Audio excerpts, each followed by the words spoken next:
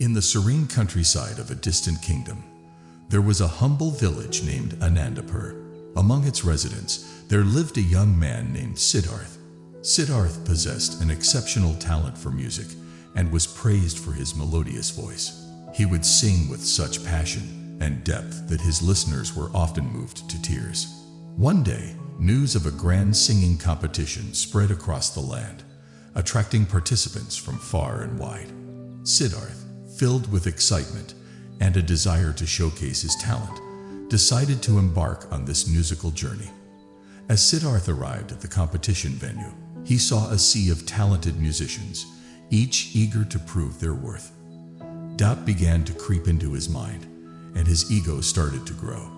He started comparing himself to others, feeling superior in his musical abilities.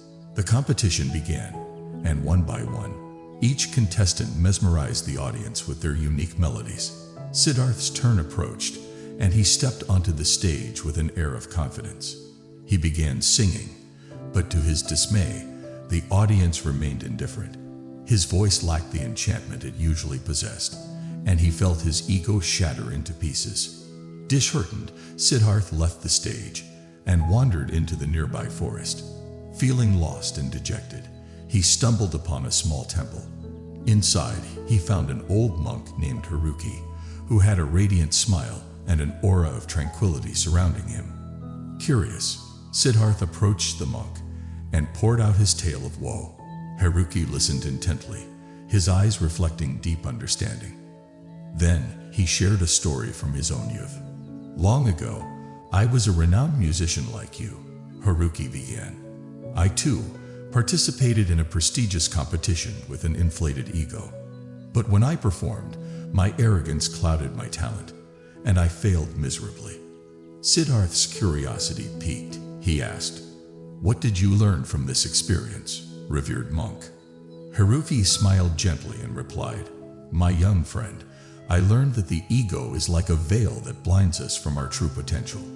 When we become entangled in comparisons and superiority, our true essence fades away. True greatness lies not in overpowering others, but in embracing our unique gifts and sharing them with the world selflessly." Siddharth pondered these words, and a realization dawned upon him. Inspired by the monk's wisdom, he returned to the village with newfound humility and a renewed sense of purpose. Months passed, and news spread of a grand concert in Anandapur, featuring musicians from all corners of the kingdom. Siddharth, having shed his ego, humbly decided to participate once again. As he stepped onto the stage, Siddharth closed his eyes, tuning into the depths of his soul. With each note, he poured his heart and spirit into the music, transcending the boundaries of the ego. The audience was spellbound, deeply moved by the purity and authenticity of his performance. Siddharth's melody echoed through the air, reaching the depths of every listener's heart. The once indifferent audience now erupted in thunderous applause, expressing their awe and appreciation. From that day on, Siddharth understood that true greatness lies not in comparisons, but in embracing one's authentic self and sharing it with the world. He became a beacon of inspiration, teaching others to let go of their egos and embrace their unique talents with humility and grace. The story of Siddharth teaches us that our ego can blind us to our true potential. When we let go of comparisons and embrace our authentic selves, we can tap into the limitless reservoirs of creativity and greatness that lie within us.